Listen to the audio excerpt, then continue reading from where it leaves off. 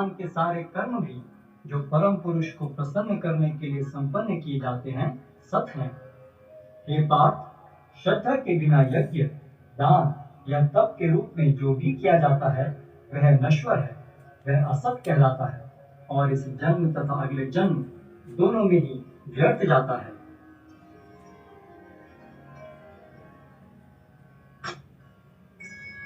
अध्याय 18 उपसंहार, संन्यास की सिद्धि। अर्जुन ने कहा, हे महाबाहु, मैं त्याग का उद्देश्य जानने का इच्छुक हूँ। और हे ऋषिनिशुनन, हे ऋषिकेश, मैं त्याग में जीवन का भी उद्देश्य जानना चाहता हूँ।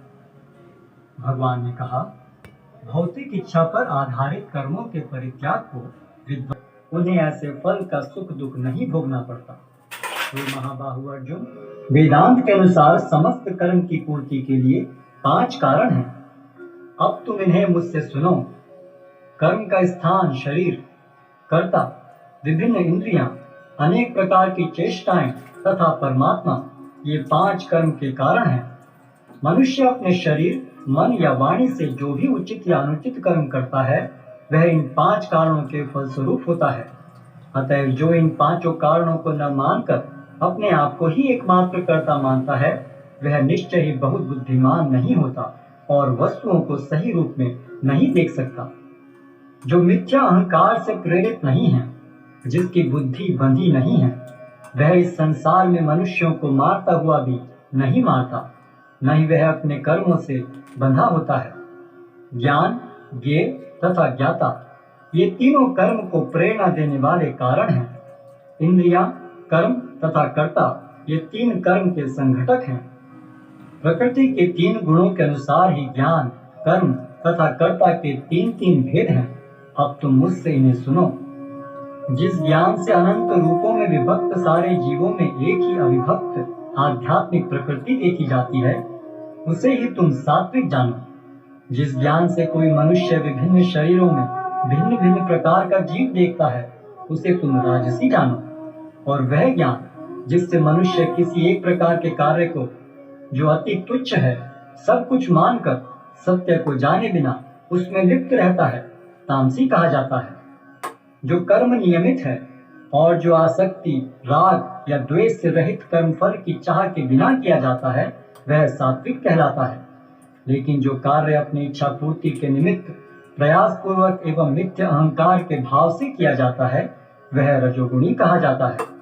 जो कर्म मोहवश शास्त्रीय आदेशों की अवहेलना करके तथा भावी बंधन की परवाह किए बिना या हिंसा अथवा अन्यों को दुख पहुंचाने के लिए किया जाता है वह तामसी कहलाता है।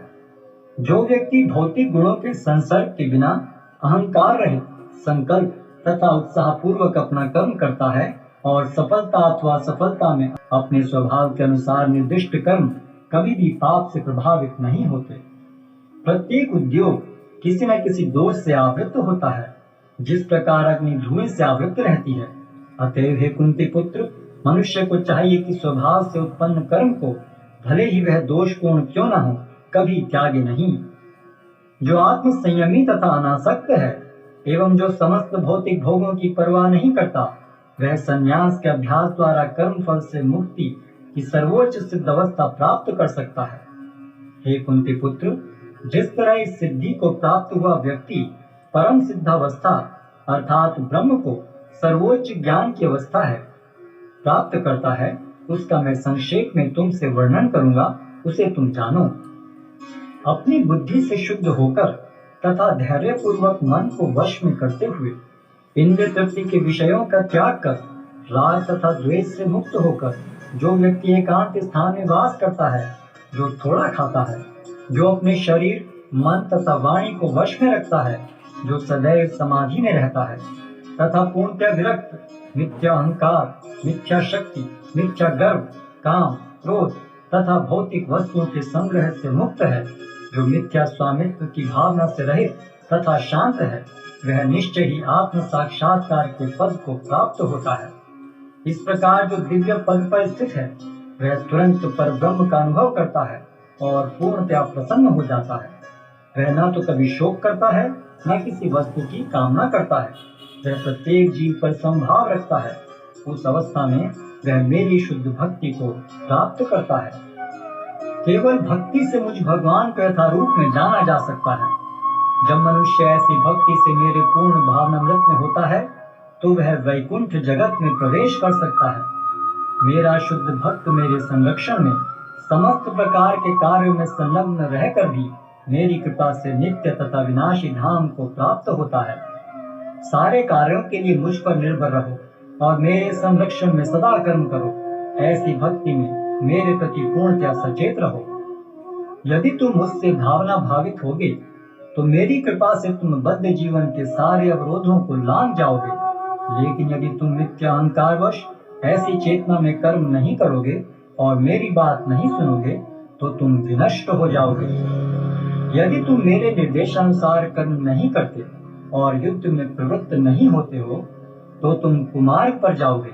तुम्हें अपने स्वभाववश युद्ध में लगना होगा।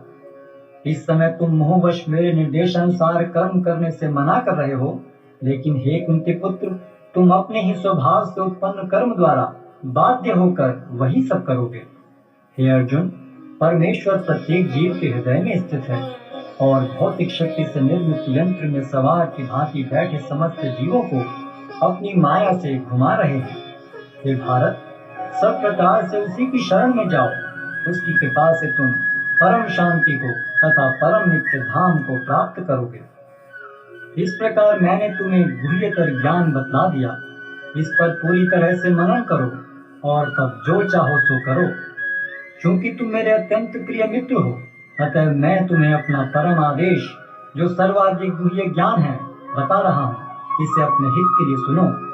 सदैव मेरा चिंतन करो, मेरे भक्त बनो, मेरी पूजा करो और मुझे जन्म से अंधा होने के कारण राज्यभार संभालने में असमर्थ था, अतः उसके छोटे भाई पांडु ने राज्य सिंहासन संभाला। पांडु की मृत्यु के बाद उसके 5 पुत्र, जो पांडवों के नाम से विख्यात थे, जो नियमानुसार राज्य के उत्तराधिकारी बने, लेकिन पांडव भी बालक ही थे, अतः धृतराष्ट्र ने स्वयं राज्यभार संभाला।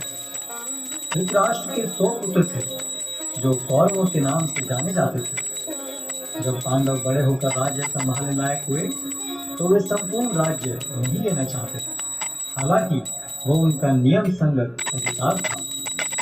वे राज्य को अपने चचेरे भाइयों के साथ बांटना चाहते थे और इस प्रकार राज्य को पांडवों और कौरवों के बीच बांट दिया गया।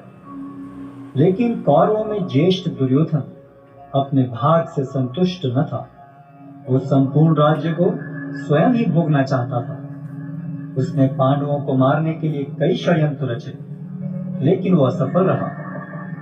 फिर उसने नियम के विरुद्ध संपूर्ण राज्य को हड़प लिया और पांडवों को राज्य से निष्कासित कर दिया। पांडवों ने फिर 5 गांव की मांग की। दुर्योधन ने उत्तर दिया, 5 गांव तो दूर, वो सुई की नोक के बराबर भी जमीन नहीं दे सकता।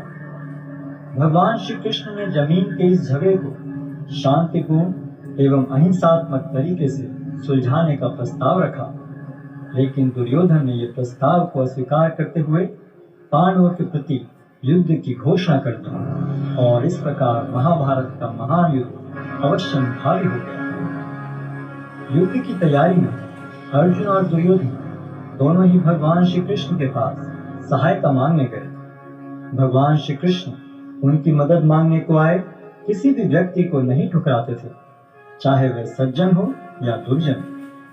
भगवान श्री कृष्ण ने अपनी संपूर्ण सेना को एक ओर तथा स्वयं को मार्गदर्शक के रूप में दूसरी ओर देने का प्रस्ताव रखा। दुर्योधन ने भगवान श्री कृष्ण की सेना को चुना, जबकि अर्जुन भगवान को मार्गदर्शक के रूप में प्राप्त करने को उत्सुक था। इस प्रकार भगवान श्री कृष्ण अर्जुन के मार्गदर्शक तथा सारथी बने। युद्ध स्थल में अर्जुन एक दुविधा में पड़ गया कि वह अपने अधिकारों के लिए लड़े, जिसके लिए आवश्यक था अपने ही स्वयं श्री कृष्ण